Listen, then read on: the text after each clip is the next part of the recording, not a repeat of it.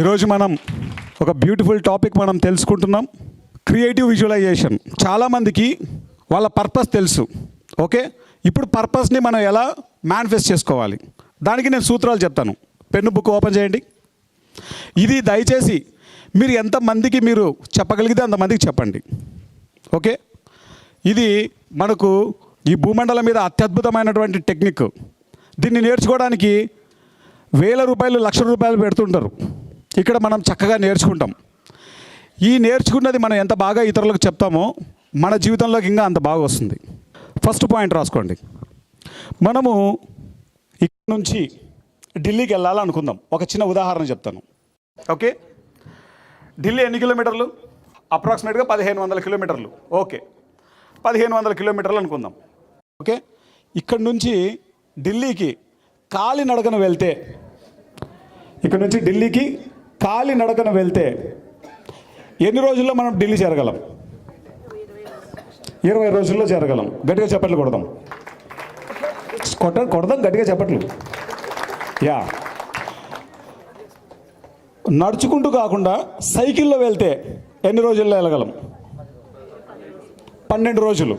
చప్పట్లు. మరి చప్పట్లు కొడితే నెక్స్ట్ స్టేజ్కి వెళ్తాం, లేకపోతే మళ్ళీ సైకిల్ దగ్గరే ఉంటాం. మోటార్ బైక్ మీద వెళ్తే ఎన్ని రోజుల్లో వెళ్ళగలం? 5 days. చప్పట్లు. బస్సులో వెళ్తే ఎన్ని రోజుల్లో వెళ్ళగలం? 3 days లేదా 4 days. ఓకే, చప్పట్లు. ఇప్పుడు మన ప్రైవేట్ కారు, బెంచ్ కారులో వెళ్ళాం, ఎన్ని రోజులు వెళ్ళగలం? 2 days. చప్పట్లు. ట్రైన్లో వెళ్తాం, ఎన్ని రోజులు వెళ్ళగలం? 24 hours. గట్టిగా చప్పట్లు. ఫ్లైట్లో వెళ్తే ఫ్లైట్ని బట్టి 2 hours వెళ్ళిపోతాం. ఓకే, ఫస్ట్ నేను ఎలా వెళ్తే మనం ఎన్ని రోజుల్లో వెళ్తామని అడిగాను. నడుచుకుంటూ వెళ్తే మీరు ఏం సమాధానం చెప్పారు? 20 days అని చెప్పారు. తర్వాత నేనేం క్వశ్చన్ అడిగాను? సైకిల్ మీద వెళ్తే మీరు ఎన్ని రోజులు అని చెప్పారు? 12 రోజులు అని చెప్పారు. తర్వాత ఏమని అడిగాను? బైక్ మీద ఎన్ని రోజులు అని చెప్పారు? 5 రోజులు. బైక్ మీద కాకుండా బస్సులో వెళ్తే ఎన్ని రోజులు వెళ్తారని అడిగాను. 3 days. బెంచ్ కార్లో వెళ్తే 2 days చెప్పారు. ట్రైన్లో వెళ్తే 24 hours. ఫ్లైట్లో వెళ్తే, ఒకవేళ రాకెట్లో వెళ్తే,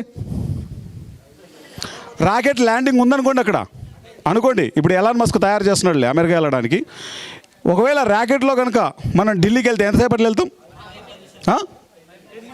5 minutes లేదా 10 minutes. ఒకసారి గట్టిగా చెప్పాలి కొడదాం. మరి క్రియేటివ్ విజువలైజేషన్ అనేది ర్యాకెట్లో జర్నీ లాంటిది. దీంట్లో ఏమేమి ఉంటాయో తెలుసుకుందాం.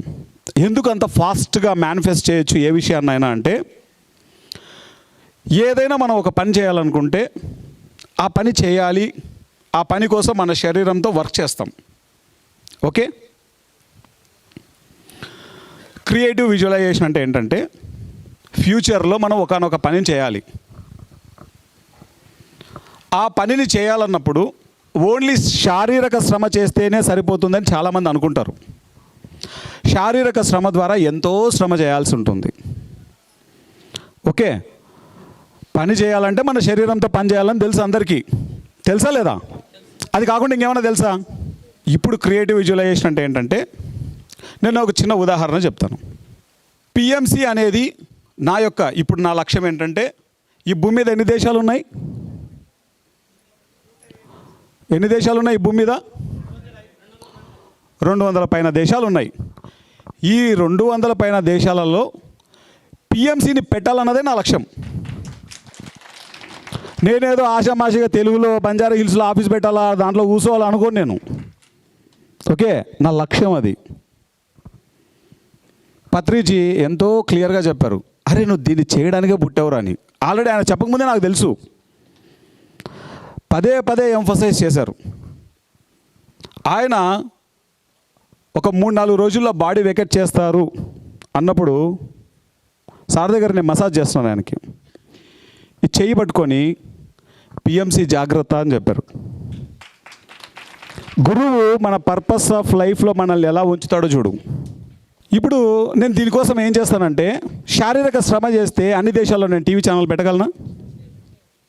నేను ఏం చేస్తానో మీకు చెప్తాను, మీకు బై డిఫాల్ట్ అర్థమైపోతుంది. ప్రతిరోజు కళ్ళు మూసుకొని విజువలైజేషన్లో విజన్ ఉంది.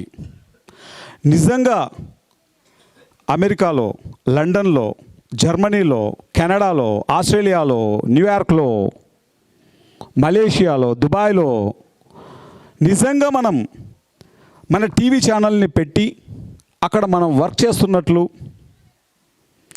దీన్నంతటి నేను విజువలైజ్ చేస్తుంటాను.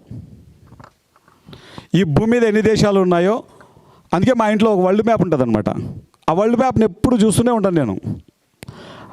ప్రతి దేశంలో మన ఛానల్ ఆల్రెడీ అక్కడ ఉండి అద్భుతమైనటువంటి సేవలు అందిస్తున్నట్లు, పిఎంసి తెలుగు ఇక్కడ ఎలాగైతే నడుస్తుందో, ఢిల్లీలో పిఎంసి హిందీ ఎలా అయితే నడుస్తుందో, బెంగళూరులో పిఎంసి కన్నడ ఎలా అయితే నడుస్తుందో, చెన్నైలో పిఎంసి తమిళ్ ఎలా నడుస్తుందో, అదేవిధంగా ఈ భూమండలం మీద ఉన్నటువంటి అన్ని భాషల్లో, అన్ని దేశాల్లో పిఎంసి అంతే అద్భుతంగా నడుస్తున్నట్లు నేను ఊహిస్తూ ఉంటాను.